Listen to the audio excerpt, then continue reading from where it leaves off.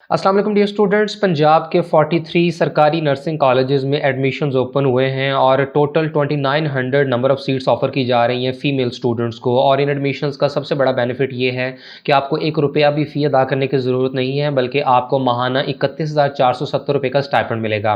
अब इन एडमिशन से मुतालिक मुकम्मल इन्फॉर्मेशन इस वीडियो में आपके साथ शेयर कर दी गई थी और आज जो वीडियो बनाई जा रही है ये है इसके अप्लाइंग प्रोसीजर से रिलेटेड। काफ़ी ज़्यादा स्टूडेंट्स इंक्वायर कर रहे थे कि ऑनलाइन अप्लाई कैसे करना है, तो इसकी मुकम्मल तफसील आज की वीडियो में आपके साथ शेयर करेंगे। तो सबसे पहले आपने पंजाब नर्सिंग एडमिशन सिस्टम की ऑफिशियल वेबसाइट पर आ जाना है और ये जो वेबसाइट है इसका एड्रेस आपको एडमिशन नोटिफिकेशन के ऊपर मिल जाएगा। बाकी मैं यहाँ भी डिस्प्ले कर रहा हूँ आपकी आसानी के लिए। आपने ये वेबसाइट ओपन कर लेनी है तो इस किस्म का इंटरफेस ओपन होगा और सबसे पहले यहाँ एलिजिबिलिटी क्राइटेरिया दिया गया है ताकि तमाम स्टूडेंट्स अप्लाई करने से पहले ये जान लें कि कौन कौन से स्टूडेंट्स इसमें अप्लाई करने के लिए एलिजिबल हैं, और अगर आप ये तमाम रिक्वायरमेंट्स फुलफिल करते हैं तो ही आप रजिस्ट्रेशन करें। अब एलिजिबिलिटी क्राइटेरिया में सबसे पहले जो चीज़ है वो ये कि आपने मैट्रिक जो है ये साइंस सब्जेक्ट्स के साथ किया हो, यानी physics, chemistry, biology compulsory subjects के तौर पर आपने पढ़े हुए हों।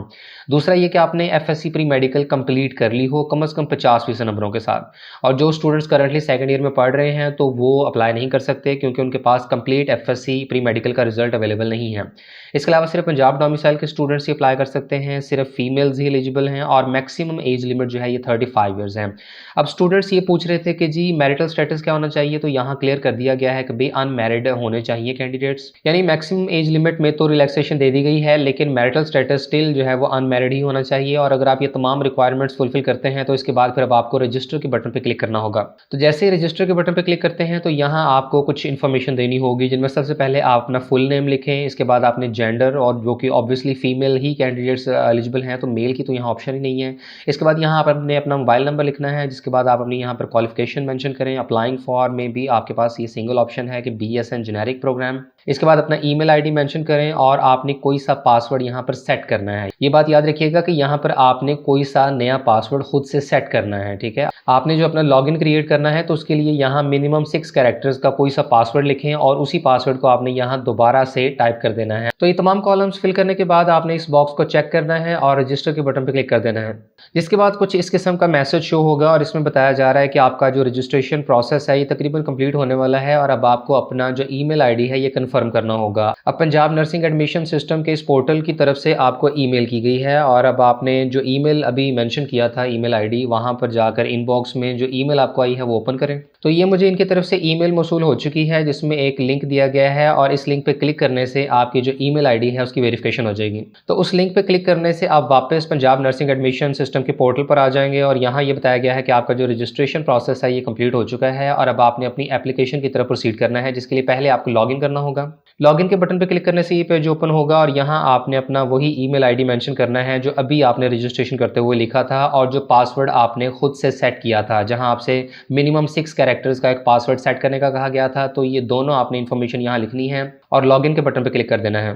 तो अभी आपका एडमिशन पोर्टल ओपन हो चुका है और यहाँ 3 सेगमेंट्स दिए गए हैं। सबसे पहले वार्निंग दी गई है और जिसमें ये बताया गया है कि जनाब आपने जो है ना अपने तमाम के तमाम ओरिजिनल डॉक्यूमेंट्स ही स्कैन करके अपलोड करने हैं और ये जो आपके ओरिजिनल डॉक्यूमेंट्स हैं ये 3 डिफरेंट स्टेजेस पर वेरीफाई किए जाएंगे, जिनमें सबसे पहले है जी ड्यूरिंग एप्लीकेशन प्रोसेसिंग, ठीक है। दूसरा आपका जब टीचिंग इंस्टीट्यूशन में एक्सेप्टेंस होगी, यानी जिस वक्त आपका एडमिशन होगा उस वक्त भी आपके डॉक्यूमेंट्स वेरीफाई किए जाएंगे।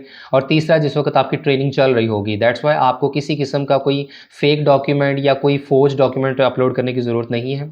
इस चीज़ से अवॉइड कीजिएगा और आपने अपने ओरिजिनल डॉक्यूमेंट्स ही स्कैन करके अपलोड करने हैं। इसके बाद एलिजिबिलिटी और प्री क्वालिफिकेशन में अगेन वो तमाम एलिजिबिलिटी क्राइटेरिया मेंशन कर दिया गया है कि भाई ये रिक्वायरमेंट्स फुलफिल करने वाले कैंडिडेट्स से अप्लाई कर सकते हैं। और तीसरा जो है ये अटैचमेंट से रिलेटेड है कि कौन से डॉक्यूमेंट्स आपने अपलोड करने हैं और ये जो डॉक्यूमेंट्स हैं ये आपको स्कैन करके जेपीजी फॉर्मेट में, जो कि पिक्चर का फॉर्मेट होता है, इसमें आपने अपने पास सेव कर लेने हैं और अप्लाई करते हुए आपने ब्लू बैकग्राउंड की एक फोटोग्राफ अपने पास रखनी है। इसके अलावा जो आपका आईडी कार्ड है यानी CNIC उसकी बोथ साइड्स आपने स्कैन कर लेनी है। इसके अलावा डोमिसाइल सर्टिफिकेट है और आपके जो तमाम डिग्रीज है यानी मैट्रिक और इंटरमीडिएट के सर्टिफिकेट्स या रिजल्ट कार्ड वो आपने अपने पास स्कैन कर लेने हैं। तो इसके बाद अपनी एप्लीकेशन की तरफ कंटिन्यू करते हैं। तो यहाँ अब आपको 4 मुख्तलिफ स्टेप्स में अपनी एप्लीकेशन कंप्लीट करनी होगी और यहाँ ऊपर आप प्रोग्रेस बार भी देख सकते हैं कि 20% तो जो है वो एप्लीकेशन कंप्लीट हो चुकी है और जैसे ही रिमेनिंग 4 स्टेप्स कंप्लीट होंगे तो ये 100% तक चले जाएगा। बाकी अगर आपको अप्लाई करते हुए किसी किस्म की प्रॉब्लम का सामना हो तो ऐसे केस में आप हेल्पलाइन पर जो है वो सुबह 10 बजे से शाम 4 बजे तक कॉल भी कर सकते हैं, क्योंकि बास स्टूडेंट्स ये कंप्लेन कर रहे हैं कि वो जब अपनी रजिस्ट्रेशन करते हैं तो उनको वेरिफिकेशन का ईमेल मौसूल नहीं हो रहा। तो आप अपने इनबॉक्स के अंदर भी देखें, इसके अलावा जो स्पैम का फ़ोल्डर होता है, प्रमोशन, सोशल या जितने भी फ़ोल्डर्स आपके इनबॉक्स में अवेलेबल होते हैं ईमेल में, तो सबको आप देखें। हो सकता है कि आपको डायरेक्ट इनबॉक्स में वो ईमेल मौसूल ना हो, किसी और फ़ोल्डर में चली गई हो, और फिर भी अगर आपको ईमेल मौसूल ना हो तो आप इस नंबर पे कॉन्टैक्ट कर सकते हैं। बाकी अब इसके बाद पर्सनल इन्फॉर्मेशन आपने यहाँ पर सारी दे देनी है। कुछ इन्फॉर्मेशन जो रजिस्ट्रेशन के टाइम मेंशन की गई थी तो वो एज़ इट इज़ यहाँ जो है वो फॉरवर्ड कर दी गई है। बाकी अब यहाँ फादर नेम पूछा गया है तो आपने यहाँ स्लैश हस्बैंड नेम तो लिखा हुआ है, लेकिन ऑब्वियसली सिर्फ अनमैरिड फीमेल कैंडिडेट्स ही इसमें अप्लाई कर सकती हैं, तो यहाँ हस्बैंड नेम तो ऑब्वियसली नहीं आएगा, लिहाजा आपने यहाँ अपना फादर नेम लिख देना है। मैरिटल स्टेटस सिंगल ही रहेगा और डेट ऑफ बर्थ यहाँ कैलेंडर में से आपने सेलेक्ट कर लेनी है। फिर इसके बाद डिस्ट्रिक्ट ऑफ रेजिडेंस, यहाँ आपने पंजाब में जो भी आपका डिस्ट्रिक्ट बनता है आपने वो सिलेक्ट कर लेना है। यहाँ पर तमाम जो पंजाब के डिस्ट्रिक्ट्स हैं उनकी डिटेल दी गई है। इसके बाद आपने यहाँ पर सेलेक्ट करना है कि क्या आप CNIC के थ्रू अप्लाई कर रहे हैं या फॉर्म बी के थ्रू, और यहाँ सिर्फ और सिर्फ CNIC की ही ऑप्शन है, विच मीन्स के कैंडिडेट्स के लिए CNIC लाजमी होगा। यहाँ आपने CNIC नंबर मेंशन करना है विदाउट डैशेज, और CNIC की जो एक्सपायरी है, ये आपने अगर CNIC बनवाया हो तो उसके ऊपर एक्सपायरी डेट मेंशन होती है और वो आपने यहाँ एज इट इज़ लिख देनी है। और उसके बाद आपका आ जाएगा डिस्ट्रिक्ट ऑफ डोमिसाइल, और आपका जो ये लीगल डॉक्यूमेंट है जो कि बहुत इंपॉर्टेंट होता है अप्लाई करते हुए, डोमिसाइल, ये जिस भी डिस्ट्रिक्ट का है वो आपने सेलेक्ट कर लेना है। अब यहाँ एक चीज़ इनमें रहे कि आपका डिस्ट्रिक्ट ऑफ रेजिडेंस कोई और हो सकता है। मिसाल के तौर पर बाज़ लोग जो हैं वो किसी और डिस्ट्रिक्ट से बिलोंग कर रहे होते हैं लेकिन वो किसी बड़े शहर में मूव कर रहे होते हैं। रेजिडेंस कोई और हो सकती है और डोमिसाइल कोई और हो सकता है, इसमें कोई प्रॉब्लम नहीं है, लेकिन आपने एग्जैक्टली मेंशन करना है कि आप कहाँ रह रहे हैं और आपका जो डोमिसाइल डिस्ट्रिक्ट है वो कौन सा है। तो ये सारी इन्फॉर्मेशन देने के बाद आपने यहाँ पर अपना एड्रेस लिखना है। कोशिश करें कि एड्रेस जो है वो बिल्कुल मुकम्मल हो, बल्कि CNIC वाला एड्रेस ही आप यहाँ पर लिख दें। और इसके बाद आपने यहाँ पर तमाम जो डॉक्यूमेंट्स हैं वो अपलोड करने हैं और हर डॉक्यूमेंट जो है वो 500 KB से कम साइज़ का होना चाहिए। आपके पास ऑप्शन है कि चाहे आप JPG या PNG फॉर्मेट की जो है वो स्कैन करके डॉक्यूमेंट्स अपलोड कर दें। यहाँ पर आपने अपनी प्रोफाइल पिक्चर यानी जो आपकी ब्लू बैकग्राउंड के साथ पिक्चर है वो अपलोड करनी है। इसके अलावा यहाँ CNIC की फ्रंट पिक्चर और CNIC की बैक पिक्चर यहाँ अपलोड होगी और डोमिसाइल यहाँ पर अपलोड किया जाएगा। तो पहले स्टेप में ये सारी पर्सनल इन्फॉर्मेशन और डॉक्यूमेंट्स अपलोड करने के बाद आपने सेव एंड कंटिन्यू के बटन पर क्लिक कर देना है। तो इसके बाद स्टेप नंबर 2 आ जाएगा और यहाँ सबसे पहले कैंडिडेट्स को अपनी मैट्रिक की एजुकेशन की इन्फॉर्मेशन देनी होगी कि आपने मैट्रिक में सबसे पहले तो कौन सी डिग्री की है, जो कि ऑब्वियसली मैट्रिक साइंस की ही ऑप्शन है। इसके बाद आपने बोर्ड सेलेक्ट कर लेना है कि आपका बोर्ड कौन सा था। इसके बाद मैट्रिक में आपके ऑब्टेन्ड मार्क्स कितने थे और टोटल नंबर कितने थे। फिर पासिंग डेट आपने लिखनी है, ये आपके मैट्रिक का जो रिजल्ट कार्ड या सर्टिफिकेट होगा उसके ऊपर मेंशन होगी, और इसके बाद आपने अपनी सर्टिफिकेट की पिक्चर यहाँ अपलोड कर देनी है। और बिल्कुल इसी तरीके से FSC प्री मेडिकल के केस में यहाँ से FSC आ जाएगी। अपना बोर्ड सेलेक्ट करें, बोर्ड के बाद आपने ऑब्टेन्ड मार्क्स, टोटल मार्क्स लिखने हैं, पासिंग डेट जो कि रिजल्ट कार्ड के ऊपर लिखी होगी, प्लस यहाँ पर आपने अपना सर्टिफिकेट या रिजल्ट कार्ड की पिक्चर अपलोड कर देनी है। तो एजुकेशन वाला ये स्टेप सिंपल सा है, आपने इसको कंप्लीट करने के बाद सेव एंड कंटिन्यू के बटन पर क्लिक कर देना है। इसके बाद स्टेप नंबर 3 में कैंडिडेट्स को इंस्टीट्यूशंस की प्रेफरेंसेस सेलेक्ट करनी होंगी और यहाँ अब आपके सामने उन तमाम 43 नर्सिंग कॉलेजेस की लिस्ट दी गई है। आपने इनमें से जिस भी कॉलेज को नंबर 1 पे रखना है उसको आप सेलेक्ट कर लें। मिसाल के तौर पर आप लाहौर के कॉलेजेस को प्रेफरेंस देना चाहते हैं तो आप ऐसे केस में किंग एडवर्ड मेडिकल यूनिवर्सिटी का जो कॉलेज ऑफ नर्सिंग है इसको नंबर 1 पे रखें और साथ में आपने यहाँ पर प्रेफरेंस नंबर 1 लिख देना है। बाकी प्रेफरेंस सेलेक्ट करते हुए आपने इस चीज़ का ख्याल रखना है कि जितने भी कॉलेजेस अवेलेबल हैं इनमें अगर आप प्रेफरेंसेस के हिसाब से जिन कॉलेजेस को टॉप पर रखते हैं उनमें अगर आपका एडमिशन हो जाता है तो बॉटम के कॉलेजेस को कंसीडर नहीं किया जाएगा। मिसाल के तौर पर एक स्टूडेंट अपनी प्रेफरेंस नंबर 1 में रख देता है किंग एडवर्ड मेडिकल यूनिवर्सिटी को और प्रेफरेंस नंबर 2 में वो रख देता है रावलपिंडी मेडिकल यूनिवर्सिटी में जो होली फैमिली हॉस्पिटल के साथ कॉलेज ऑफ नर्सिंग है। अब अगर उसका किंग एडवर्ड में मेरिट बनता हुआ तो उसका इधर ही दाखिला होगा और वो ये नहीं कह सकता कि जी मुझे RMU में आप ट्रांसफ़र कर दें, क्योंकि प्रेफरेंसेस का मकसद ही होता है कि आपने जिन कॉलेजेस में जाना है तो उनको आप टॉप प्रायोरिटी पर रखें और जिन कॉलेजेस को आप बाद में रखना चाहते हैं यानी जिनमें आप ज़्यादा तरजीह नहीं रखते तो वो आप नीचे ले आएँ। इसलिए ऐसे तमाम स्टूडेंट जो ये चाहते हैं कि उन्हें अपने होम टाउन वाला कॉलेज ही मिल जाए और उन्हें हॉस्टल वगैरह ना जाना पड़े या आउट ऑफ सिटी मूव ना करना पड़े, तो ऐसे केस में आप जिस डिस्ट्रिक्ट से बिलोंग करते हैं उस कॉलेज को आपने प्रायोरिटी नंबर 1 पे रखना है। मिसाल के तौर पर एक स्टूडेंट मियांवाली से बिलॉन्ग करता है, तो वो इस कॉलेज को सिलेक्ट करे और उसके बाद अपने प्रेफरेंस नंबर 1 इसको सिलेक्ट कर लेना है और सेव प्रेफरेंस के बटन पे क्लिक करना है। तो प्रेफरेंसेस का सारा प्रोसीजर ये प्योरली इंडिविजुअल है। हर स्टूडेंट की अपनी चॉइसेस हैं कि वो किस कॉलेज को तरजीह देना चाहता है और किन कॉलेजेस को वो एंड पे रखना चाहता है। बाकी यहाँ से आप तमाम कॉलेजेस को भी सिलेक्ट कर सकते हैं। तो मैं यहाँ एक फ़र्ज़ी किस्म की प्रेफरेंस सेलेक्ट कर लेता हूँ कि किंग एडवर्ड को नंबर 1 पे रख के इसको आप प्रेफरेंस नंबर 1 देने के बाद सेव प्रेफरेंस कर दें। इसके बाद अगेन आपने दूसरा कॉलेज सेलेक्ट कर लेना है, that is Allama Iqbal medical university. इसको आप प्रेफरेंस नंबर 2 दे दें और सेव प्रेफरेंस कर दें।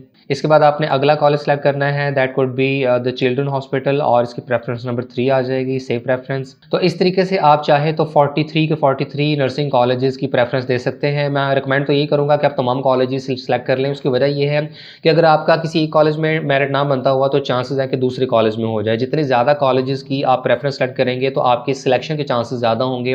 बेशक किसी ऐसे डिस्ट्रिक्ट के कॉलेजेस जो कि आपके घर से बहुत दूर हैं या ज़रा वो बैकवर्ड डिस्ट्रिक्ट है, फिर भी सिलेक्ट कर लें, क्योंकि वहाँ पर फिर उतना ही मेरिट कम भी होगा।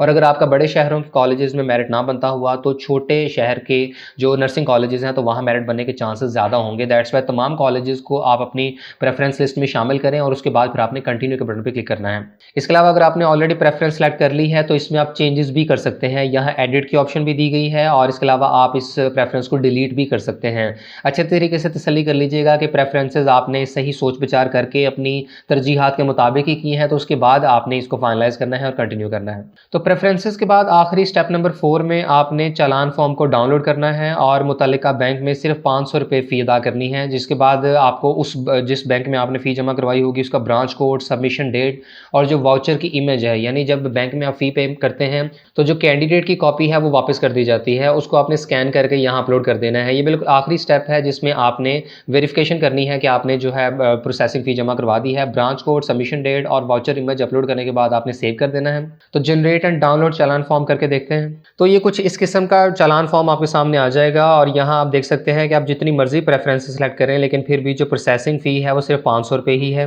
और ये आप बैंक ऑफ पंजाब की किसी भी ब्रांच में डिपॉजिट कर सकते हैं। यहाँ ये बैंक कॉपी है, इसके अलावा PHF कॉपी और ये कैंडिडेट कॉपी है जो कि आपको फ़ी सबमिशन के बाद रिटर्न कर दी जाएगी और इसी को स्कैन करके आपने अपलोड करना है। तो इस फाइल को आप PDF फॉर्मेट में अपने पास सेव कर लें और इसका बाद में आपने प्रिंट आउट लेकर बैंक में फ़ी सबमिट करवानी है। और याद रहे कि बैंक में फ़ी सबमिट करवाने और मुकम्मल एप्लीकेशन सबमिट करने की आखिरी तारीख 18 अप्रैल है। और जब भी आप प्रोसीजर कंप्लीट कर लेंगे तो उसके बाद कंटिन्यू के बटन पर क्लिक करने से आपकी एप्लीकेशन फाइनली सबमिट हो जाएगी। बाकी अप्लाई करते हुए आपको सारे प्रोसीजर में थोड़ा तहम्मुल का मुजाहरा करना होगा, क्योंकि बहुत ज़्यादा तादाद में स्टूडेंट्स अप्लाई कर रहे होते हैं तो सिस्टम कुछ जगहों पर अटक जाता है। इसके अलावा आपके इंटरनेट स्पीड के ऊपर भी डिपेंड करता है। बीच में 1-2 जगहों पर ऐसा हुआ था कि बार बार रिफ्रेश करना पड़ा है। इसलिए अप्लाई करते हुए तमाम स्टूडेंट्स तहम्मुल से रीट्राई करते रहें और अगर फिर भी बात ना बने तो ऐसे केस में आप ये कीजिएगा कि एक आधा दिन ठहर कर अप्लाई कर लें, क्योंकि अभी इनिशियली रजिस्ट्रेशन स्टार्ट हुई है तो काफ़ी ज़्यादा तादाद में अप्लाई कर रहे हैं। वेबसाइट पर ट्रैफिक ज़्यादा है, जैसे रश थोड़ा कम होगा तो वेबसाइट मज़ीद स्मूथ हो जाएगी।